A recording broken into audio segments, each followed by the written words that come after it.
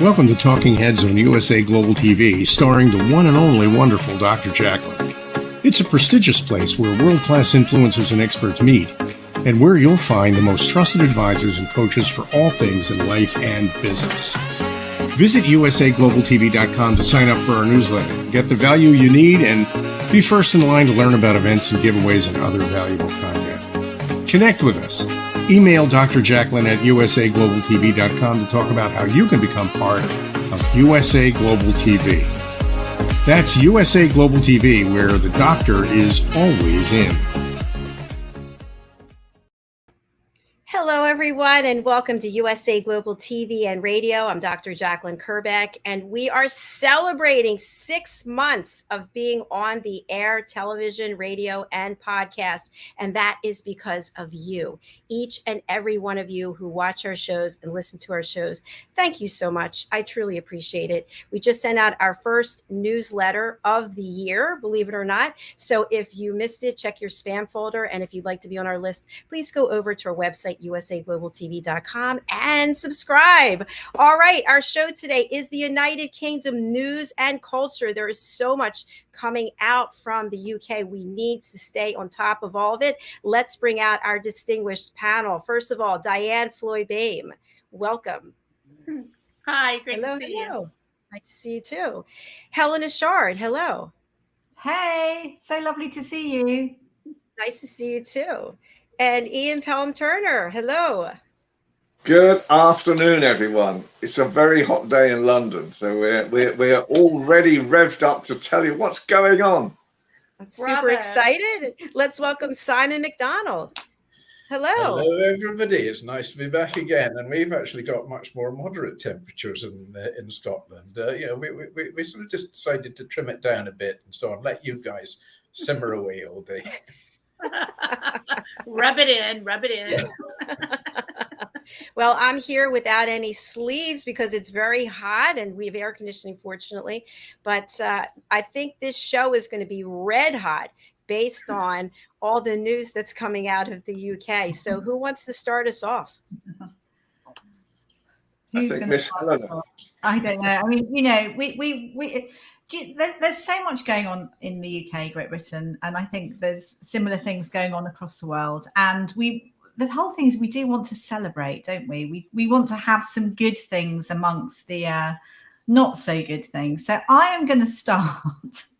I'm going to celebrate big. Yay! But I'm going to actually celebrate spam. What? And I say spam that you eat. Now the reason being is, one, it sort of brings us together. And also because the USA invented spam. And two, do you know spam has had this huge uprising in sales here in the UK, and everyone seems to be eating spam. Now, I think in this positive celebration, there's an underlying, obviously not so great scenario, but at the moment, people are sharing like lots of recipes that you can eat with spam. I have to say myself, I've never tried spam, but people are saying that it's actually quite yummy. I almost feel like I've maybe gone back to, have I gone back to wartime? I'm not sure. Wait. I just want to say this. I have never eaten spam. I don't even know what it is. Is it Oh ham? my gosh. What is it? It's a compressed and regurgitated meat product, and it's, you know, you'd slice it and use it on sandwiches and so on for picnics. I have heard that it causes hallucinations into the grandeur of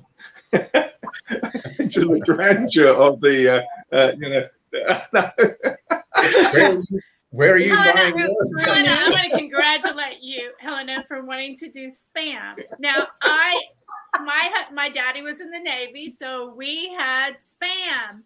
And I can tell you all kinds of fun recipes that filled our tummies. So good for you. This sounds like another show. Just curtain breadcrumbs deep fry it for a little bit as well, and just There serve you it go. a simple salad with a good balsamic dressing and and some gnocchi. Perfect, lovely that way. But the usual sandwich way of having Spam, it does get a little bit boring after a while. Oh, not with mustard and ketchup and tomatoes and onions. Yeah, okay. Oh my gosh, I'm sticking with salmon. Sorry, guys. I've heard this is like you can have fritters, you can have lots of different things, but the reason why I brought it up as well and say it's sort of like a collaboration is it is actually an American processed meat, so it does come from you guys, but and I know that during the war, that's as well that I think the soldiers were absolutely sick and tired of it once they'd actually returned from the war, and it is a national dish in Hawaii, so there is something great about it. I've never had it. It horrifies me. It horrifies me completely. Wait. Hawaii, with all the things they have to eat there, they're eating Spam. Who do we talk to? Helena, have you been on the Spam, for goodness sakes? What are you going to do with Spam? No, the reason why I'm bringing it up, we're celebrating, aren't we? So we have to celebrate all these little things, but there is an underlying scenario that the reason why there is an uptake in Spam is obviously the cost of living. The cost of living. Now, our gas and electricity and the whole, huge amount of money that people are, surviving on. It is a cheap food.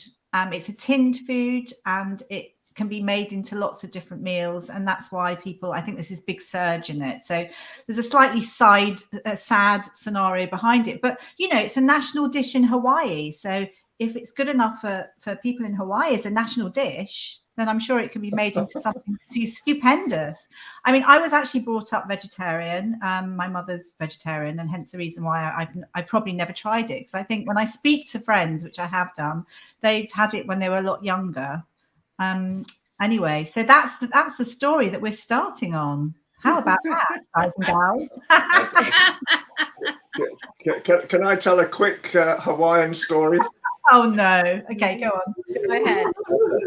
So, I used to work with the Hawaiian State Tourist Board, and one time I was on Oahu, the main island.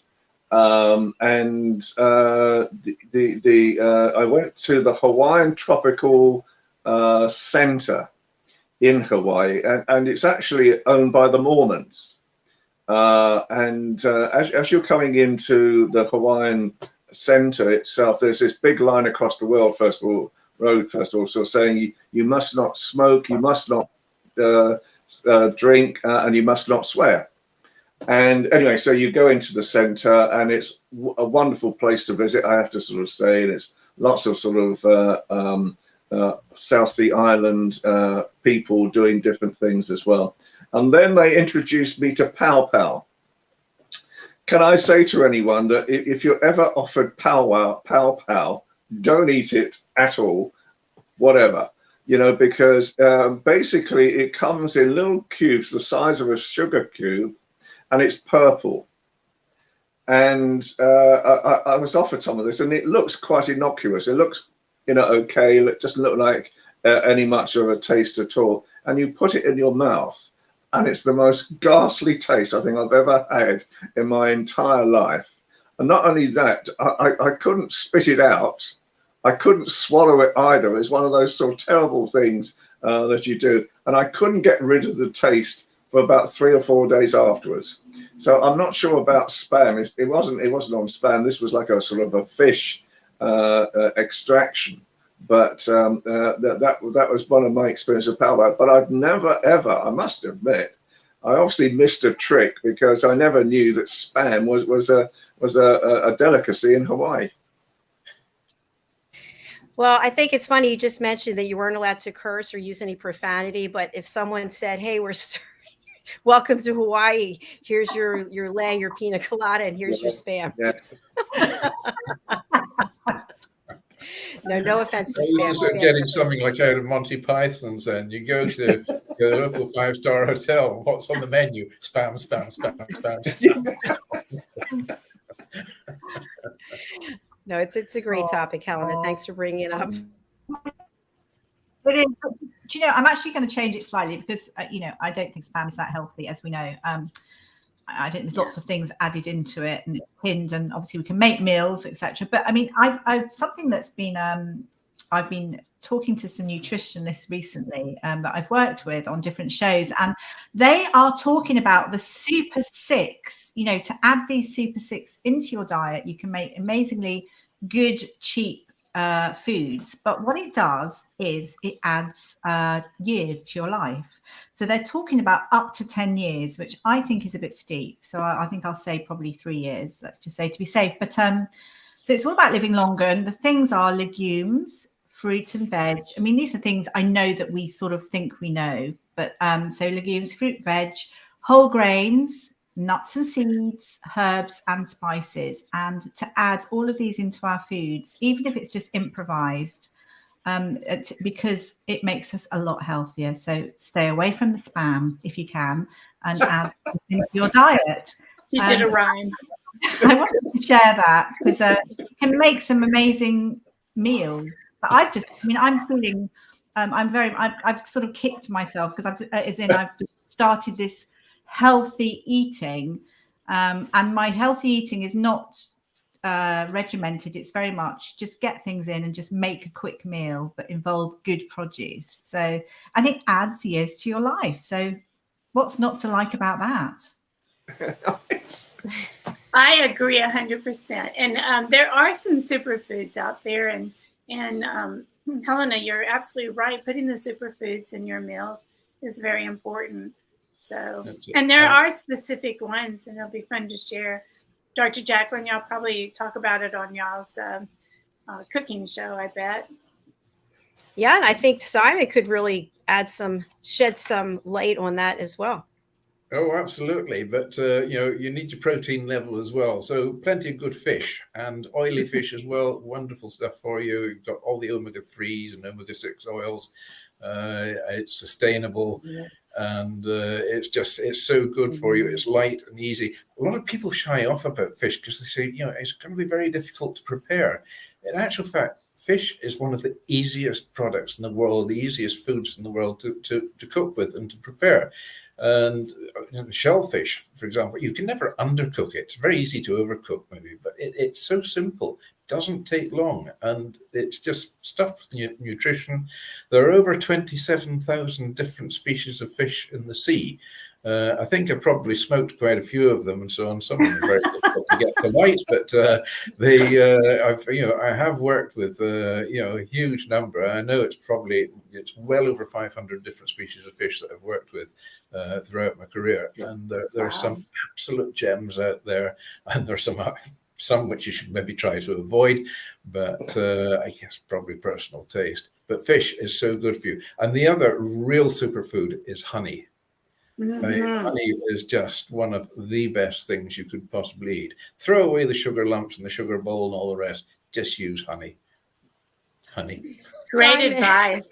Great advice. Thanks, honey. I appreciate that. Simon, can you give us a simple but tasty salmon recipe, since I'm cooking salmon tonight? Anything you can suggest?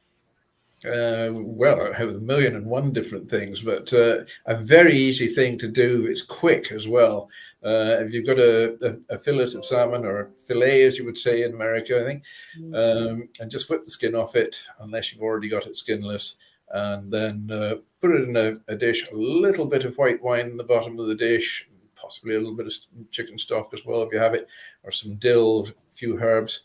Put it in the microwave for maximum a minute and 50 seconds, and then that's it. It's wow. dead easy, and you can have whatever you like to go with it. So if you're in a hurry, that's the way to do it.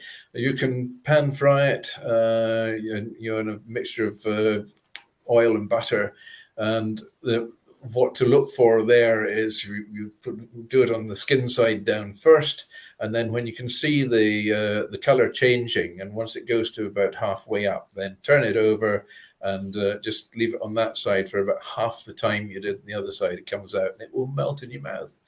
Very simple. But I don't like microwaves, but microwaves and fish do work well together. Amazing. I didn't know that. Did not know that. Yeah. And also what you said about honey is what I've always heard, and I'd love to know y'all's opinion, but the honey makers have told me that if you want the honey to be the extreme best for you, you buy the honey that's closest to your neighborhood within 30 miles. So even though you might be in a store and it says local honey, you need to check to see how local that is. Yeah. Another thing as well, if you're cooking, say, tuna steak, or in fact, any kind of steak, just a little drizzle of honey over the top of it just before it's finished, and it enriches the flavor. It's wonderful that way. Honey goes with so many different things you wouldn't even imagine it goes with. Definitely worth a twirl. Could we change the subject? I'm starting to get hungry. I'm starving. I can't even tell. I do intermittent fasting. I haven't eaten since yesterday. I'm like, I'll go make the sandwich. No, for Ian's benefit, I was trying to keep off the smoked salmon and the chocolate.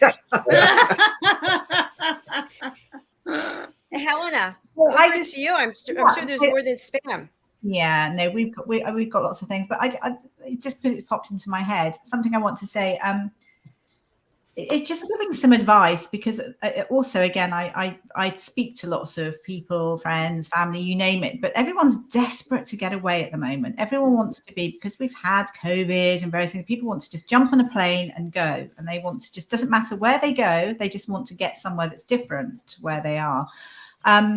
Here in the UK, we have problems with flights, which we've mentioned, and Heathrow Airport. I'm just going to talk about Heathrow Airport, although there are problems with Gatwick as well. You know, at least 4,000 people a day cannot catch their flights for whatever reason, so they've had to cut back. But we have some great beaches here, you know, in Great Britain, UK. We have some fantastic beaches. You know, we've got great sunshine at the moment. Maybe it's a little bit hotter than the norm, so we all have to be very careful. But you know, we don't have to fly off necessarily. There's a study that came out. It was launched, I think, by the Times, which is a big newspaper here in the UK. And the beach that won the top beach out of 50 beaches is Sandhaven. I've never been there. Sandhaven's in South Shields. It's an area that I don't visit that often, which I think is closer to Newcastle, if I'm correct. Now, I know we've got lots of great beaches, and I'm sure Simon would say as well, there's loads of great beaches in Scotland, but it's come up as number one. So really brilliant places, you know, for us to visit here, and for people coming in to visit as well. So I wanted to share that with people. Thank you. Yeah, I love so the beaches. it's not covered in empty tins of spam yet. Then I take it. No. But, you know, I mean, in Scotland, we in the Highlands, we don't have that many sandy beaches, but the ones we have are absolute gems. And I've got a favourite one as well. I must send a photograph in for a future show. It's called locally the Singing Sands. When you walk on the sand, it actually sort of squeaks and sings under your feet.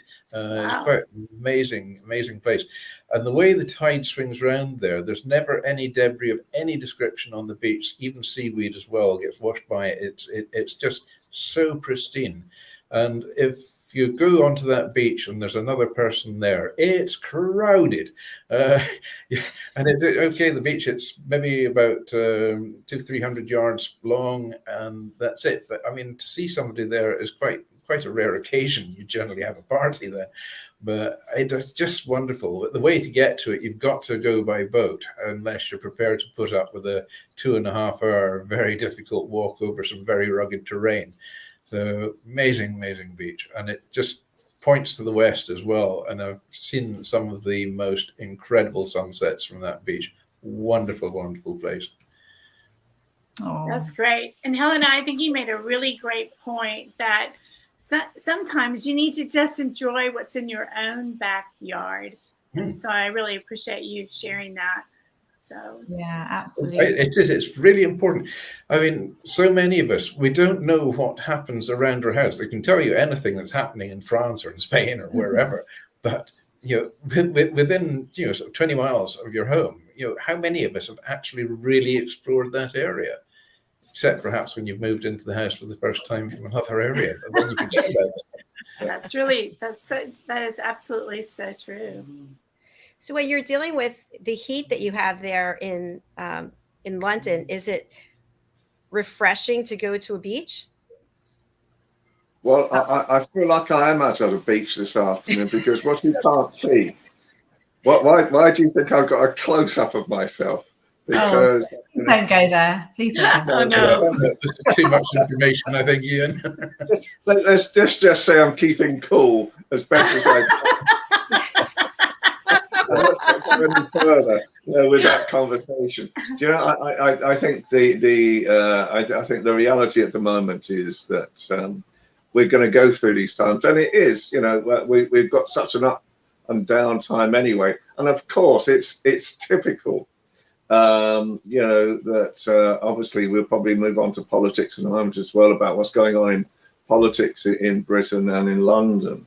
And of course, they choose a time when it's become the hottest period you can ever possibly imagine. And you go to what we call hustings. These are places where the politicians purport to tell you about what they're going to do when they become prime minister. And so there's about 200 people in a room, the size of a, you know, of an average size living room. And so the heat that is going on in there is just incredible, you know, as well. So it's just one of these things at the moment, you know, you know, we always seem to get it wrong when we're doing about things like this. You know, if it was cold in winter, it wouldn't be so bad. But you know, that they choose all these occasions, and you can see all these politicians trying not to look like they are, you know, covered in, you know, sweat or, yeah, you know, because that's a very bad signal. You know, it makes people think that they're not, you know, because what was it? It wasn't. I forget which American president. Watergate.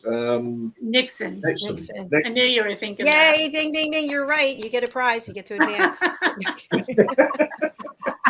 and Nixon used to lose elections. They said at one time, because he sweated a lot during broadcasts. Yeah. It made him look, you know, that people couldn't trust him. So.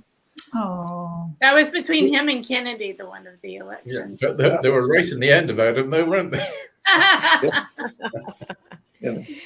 Well, Ian, those meetings typically have a lot of hot air in them anyway, don't they?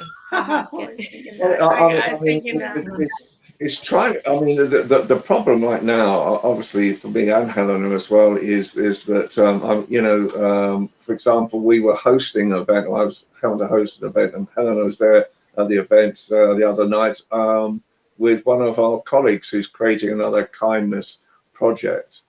And it was just so hot. And of course, they were filming it. And so there were lights going on as well. And the problem with working in TV studios right now is that you can't have AC, because in reality, it'll be pickup, you know, on the microphones. So you go in there, and the one particular studio that I work with right now, they've opened up all the doors in the building just to cool the air if they can. But you sat in a studio, and it feels like you're going to just boil at any moment. So it is, you know, and it's such a strange time in politics anyway. I've never known quite a time like this. I'm going to move on to something else, but just quickly before I do it, you know, with reference to prime ministers, we've had enough of buffoons, and I think it's time for a woman to walk in those shoes. But that's all I'm saying now, and I'm sure Ian will have something to add to that shortly. But what I want to move, and I think let's have a little bit of royal. I think we should have a little bit of royally rich, just something like a few light-hearted things, because you know, there's not too much going on, but it's all, again, it's all about celebration. So I would like to say what was lovely as well to see. So Her Majesty the Queen, looking beautiful in her dress, beautiful dress, Greens and Pinks. She has given an award to the NHS. It's the George's Cross, no less. So an amazing award for a lifetime achievement of service. Obviously, it's very, very special. It's something that's not given out all the time. And normally this kind of award would be given to individuals. I think in the whole lifetime of these awards, it's only been given to 3 sort of mixed groups. And I think it was lovely to see. It was held in Windsor. And 4 of the UK nations were there, so obviously getting the award. And it was just such a lovely time. So it's a time to celebrate. My goodness me, it's the NHS. So obviously a lot of it was to do with COVID, but we have our NHS there all the time whenever we need them. Okay, we have like timing things and we need more money injected into it, but we are so lucky to have the facility of the NHS. And so I'm so happy that that's been awarded. There is another award, I think, which is something that's given to military. So it's only one that's slightly higher than that. And the investiture was something special. I noticed Her Majesty the Queen's had her hair cut a lot shorter. I like it slightly longer, I have to say. And I think the investiture also, she gave an award to Tom Daley, who's an Olympic diver. I don't know if you know him in the States. And also Martin Lewis, who is figuring hugely here in the UK because he's a specialist in finance here and everyone listens really hard to him. But so happy that the NHS has received this award. So yeah, we need to all celebrate. We are very, very lucky. Yay, thank you. The George Cross is it's just one step, or it's the civilian version of the Victoria Cross, which is the highest military award. And Malta, the island of Malta, won the George Cross during the war. For its role there as well, so it is unusual to have have it going to a group. So of course Malta is known as the George Cross Island, and the George Cross features on their flag as well. So it is something to be very, very proud of indeed. Absolutely.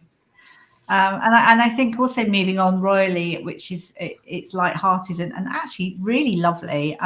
So Giles Brandreth he's a well-known I say broadcaster now, but he's actually an ex-politician, and he's does the same. I love Giles Brandreth. I will always bring him up as well when we're talking because he's just a wealth of information. Also shares a lot of knowledge with us, so we're thankful for that. So he arranged Camilla Parker Bowles' 75th lunch, which took place yesterday. And the name of this lunch was the Oldie Luncheon. People all turned up and were really thankful and really happy, and friends and people that were known. But what they didn't realise is that everybody invited were in their 70s, 80s, and 90s. Actors, musicians, writers, journalists. And they joined Camilla for a champagne reception and also sea bass lunch, and at a well-known place, which is the National Liberal Club, and it's somewhere in Whitechapel. And it was sort of low, although it was, obviously full of lots of amazing people. It's incredibly low key and really fun. People just enjoyed chatting, and they're all sort of laughing at the fact they didn't realise it was due to their age they were there. They just thought they were being invited just because, they were super special. But she wanted to be with very fit 70 to 90-year-olds. And so, which is fabulous. Ian couldn't make it, of course. He should have been able to. You should have been able to you should have made yourself available, Lord TT. Were they eating spam at the event? No. I'm going to pass swiftly on that one, but the Helena was talking about sports people, and I don't know whether you know, we have a very famous athlete, Samo Farah, who is he was a long distance runner, 10,000 meters and so forth, and won 4 Olympic medals, so he's quite high up. And he was knighted by the Queen a few years ago as well. And he's admitted this week his name is not Sir Mo Farah. And he was brought over, unfortunately, almost like a boy slave from Somaliland when he was just 9 years old. And fortunately managed to tell his PE teacher when he was in his early teens, 12, 13 years of age, of what had happened to him. And his PE teacher sort of got him running as well, and that's what started his career off. So we're in a slight state of shock with Sir Mo Farah because he's one of our national institutions in Britain, and we always thought he had come over with his family from Somalia, and in actual fact he was trafficked. So it just goes to show at the moment that it seems to be strange stories like this coming out the woodwork, like spam, you know.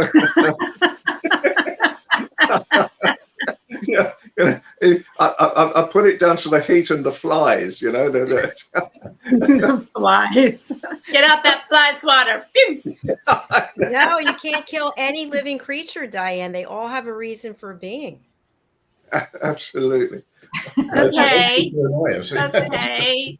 I don't like flies. I'm sorry. I took a pledge when I became a certified meditation teacher that I'd never kill anything. All the creatures have a right to be here. This is true. My thoughts. Okay. Including our Prime Minister. Yeah. that. Oh my God. Our ex-Prime Minister. Yes, he's been swatted.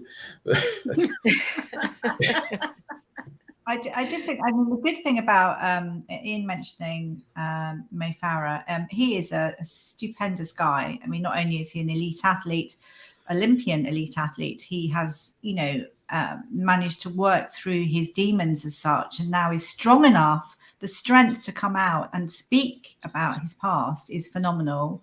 And that's a celebration in itself. But he has a lovely wife and children, and I think everyone's in shock because he's such a huge part of our, you know, our society. He does lots of things here. He does a lot of good things for charity. He really is someone who's in the iron. I suppose in a way he was slightly dishonest in his past because it was almost like the fear of God was put in him by people that trafficked him almost into the country when he was 9 years old. And you know, honestly, to think how well he's done. And 9 years old, he came into our country and he was obviously like a human slave. He had to look after a family, children, etc. And, you know, it just goes to show, you know, one, his strength, two, look what he's achieved to come in from a different country to the UK and to now share this with us and to see where he is now is the most inspirational story I think anyone could share with anybody. And also I think it's happening more and more now that people are really deciding to tell the truth, deciding to share things with people, because although years and years ago maybe they felt awkward and even now feel slightly awkward, they know that by sharing their knowledge will help other people. And that's so important. And yeah, you know, I just feel so happy that he shared that with us because it's going to do so much good. Yeah, absolutely.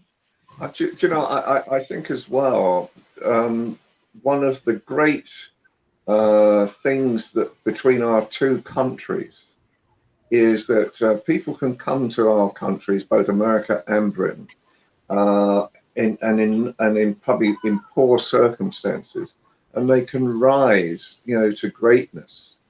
And I think that is a great reflection on America, and I think it's a great reflection on Great Britain as well. That when I look at, you know, going back to the politicians a minute, several of the politicians had come, you know, from other countries. And they really transformed themselves, become great business people as well. And I think America has got this tradition of the American dream and that attitude of wanting to, you know, build a life for yourself, have that energy to be able to do so.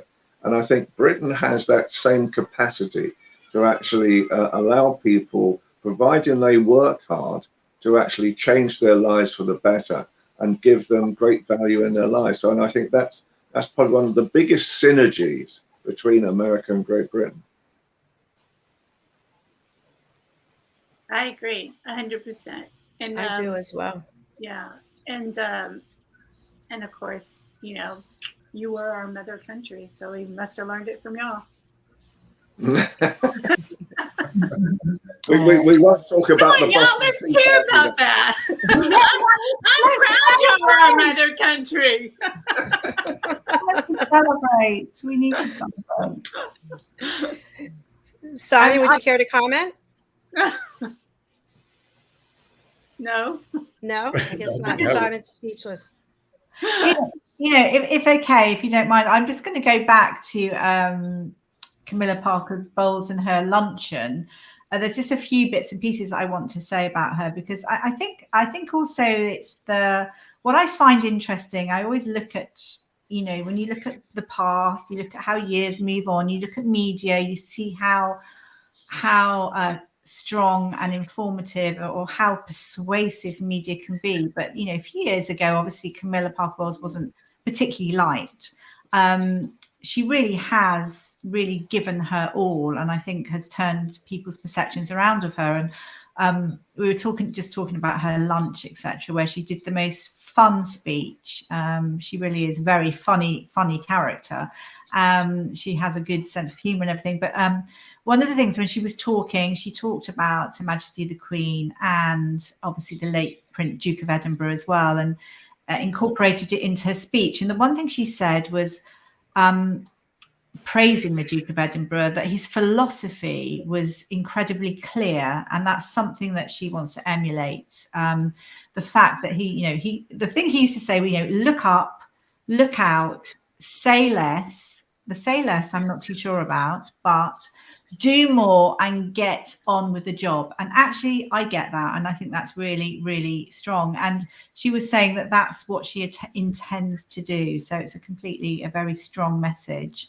And I like that. And I have to say, I do love Camilla. I think she is she's a very amicable person. She's got such a great sense of humor. She's very engaging with the public. She's very good. I think Ian will probably say as well, if you're photographing the royals, she's the one that's the most probably engaging out of every royal, as much as we love everybody. And I'm really looking forward to, there's a lovely, if anyone wants to watch it, I don't have the time, I do apologize, but on ITV tonight, there is a program called Camilla's Country Life. And I don't know if everyone remembers, but last week, we talked about how Kate Middleton shot a special picture, or shot lots of photographs for Camilla actually commissioned her. And this was going on to Country Life magazine, because she was going to be doing sort of some editorial, etc. for it. But tonight is actually the program on ITV, which I think is going to be really interesting. So we're going to find out a lot about Camilla Parker Bowles, and also the fact that she says, it's something that's been released recently as well, about when she talks about her husband, obviously Prince Charles, and she speaks so highly of him, and I love that as well, because he does a lot of good. And she's revealed also his secret hobby that's basically kept him fit, because he's 73 now. She's obviously 75. And it was really interesting to hear that what keeps him fit, and it'd be interesting to hear what people think about, you know, in themselves as well. But he is very much someone that his heart is in the countryside, and that's what he loves. It doesn't matter what he's doing, but his true potential, etc., lies there in a sense. And he, you know, whether it's laying hedges, it may be in the rain, or striding up a mountain. Apparently she talks about he's like a goat, and that's, you know, he leaves everyone trailing because he's that fit. I mean, good for him. Passion for hiking, planting trees in the Arboretum, which we'll talk about, I think, probably in the next show, pruning at Highcroft. I mean, all these lovely things. It's really lovely to hear all those positive thoughts. So that's something to watch out for tonight on ITV. And I think it would be a good watch if anyone's watching. I wish I had the time, but I don't. Thanks. I'll tell you all about it, Helen, next time. If I have time. And I'm so glad the cost of living is starting to bite there, obviously, now that she's had to get a job with Country Living to edit it for this latest edition. But it will actually do the circulation of sorry, it wasn't Country Living, Country Life. And it'll do the circulation no end of good, I'm sure. Yeah, I just think it's great. I think it's good. I think, you know, it's always good to see people's good sides. And the good thing I think about her, she has a penchant as well for yoga and for ballroom dancing. She's got a fabulous sense of humor. And it's all these things that keep people young and going. And it's lovely to share knowledge. I think it's a real positive. And another one to celebrate. Yay! Yay. Open another tin of spam. Nothing compares, right? Ian can't have chocolate today; it will melt. You know, I think, but just carrying on from what Helena was saying, I think Camilla has changed Charles a lot, and there's always been this consternation, and you know, the royal family try to slip things in occasionally as well. So that when it was asked a while back, you know, will she be called Queen Camilla? In other words, you know, I think Charles said at the time, of course she would. I think it's a shame, you know, mind you, you know, I love Diana as well. So I think, you know, it was lots of different points in royal history. But she has done a lot of good, I think, quite rightly so. And I think, you know, the unfortunate part of it was that she's always been the love of his life. And whether you believe the fact that he was virtually forced to marry Diana or forced to find someone, you know, is a case in point. But I think she's done superbly well for the royal family, and especially for Charles. I agree with Helena.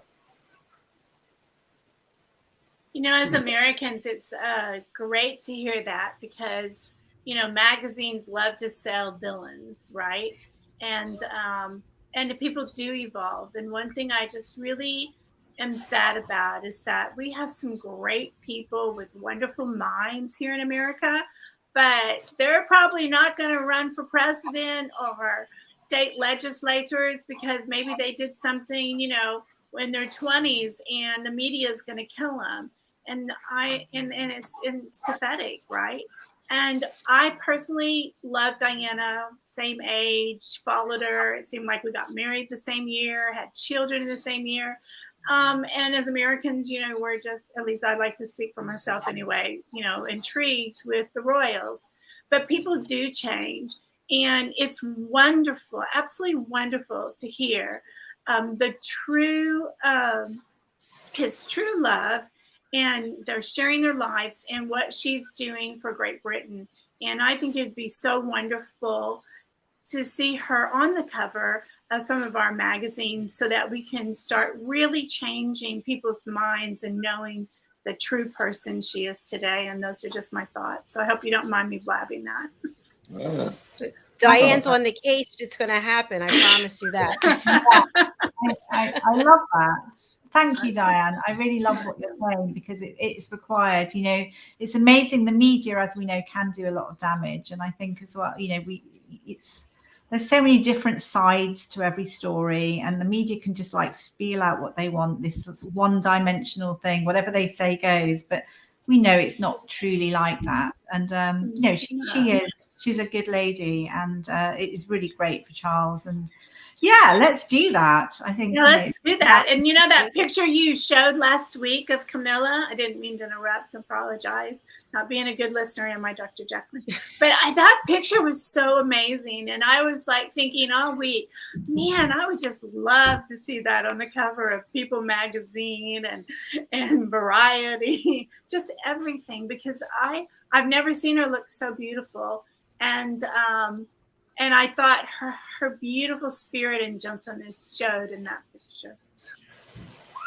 Yeah, It was really good. In fact, the funny thing is as well, in her younger years, she was really sought after as a lady. Obviously I don't know. I'm not sure whether the boys will think the same, but from what I've heard, that she was quite sought after, an attractive woman, etc. But I think there was a lot of damage done. But now, the proof is in the pudding, and it's time to sort of let things go and let's just have some positivity, etc. And I think also she's been made a Royal Lady of the Garter recently as well, and I think that's a big achievement as well, that's a really phenomenal thing to go and see. So I'm thrilled. I will always talk up. So yeah, I think it's beautiful that true love prevails. Amen. I love that picture of them that they always show in the magazines. And I'm not a person to read magazines all the time, so I just want to clarify that. It's like at the dentist office and the beauty salons that I catch up. But that picture of them when young, and she's by the tree, and there's the heart and their initials. I'm like, oh, that's so sweet.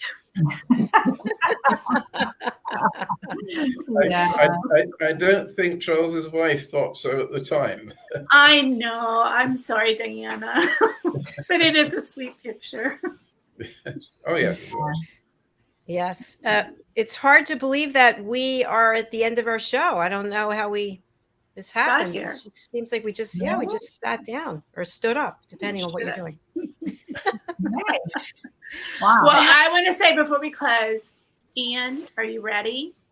I'm about to go make homemade banana bread with a touch of chocolate in it. Why is she torturing us? Why? Why are you doing this to us? What have we done to you? What have we done to you? Oh, there they are. And I'm having salmon tonight, Ian, as well. Thoroughly looking forward to it. For lunch, I'm going to have an English muffin with butter. Oh, yummy. Yummy. Are they really English muffins? Does anyone know? No, they're not. Okay. I don't know if they're I wouldn't think so. But Dianne, my mother she used to make the best banana and walnut. Oh. But it was like a bread but a cake. It was sort of an in between.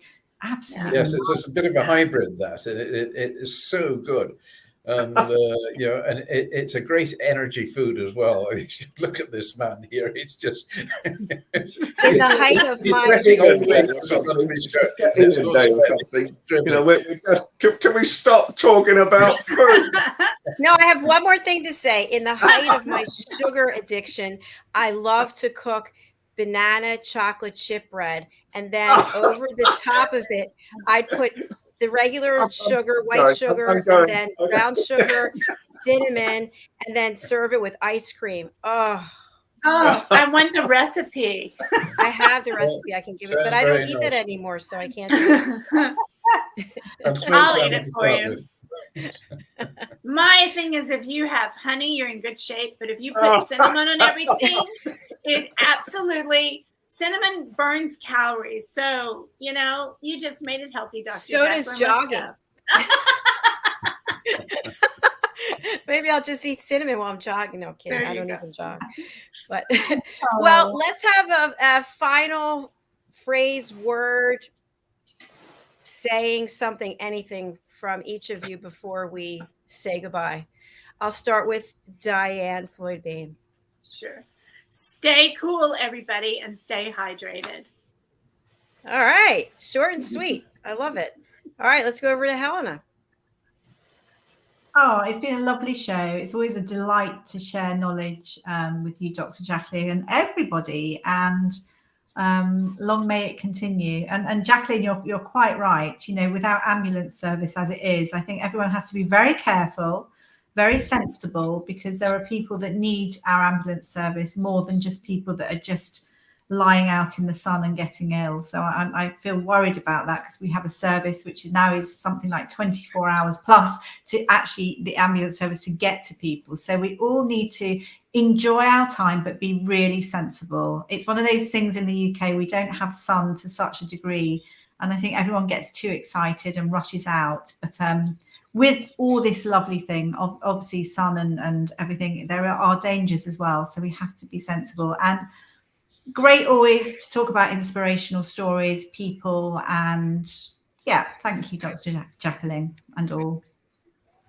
Thank you. And if you see an ambulance, pull over, let them get Yes. past. They have important work to do. Simon. Well, that's it. I mean, in this weather as well, they've got a lot of tourists about on the road, and they're having wonderful time on their holidays and so on. But they do tend to spend quite a bit of time in the pubs as well, and so on. So, if the message I would put across this week is, if you drive, don't drink. If you drink, invite me over.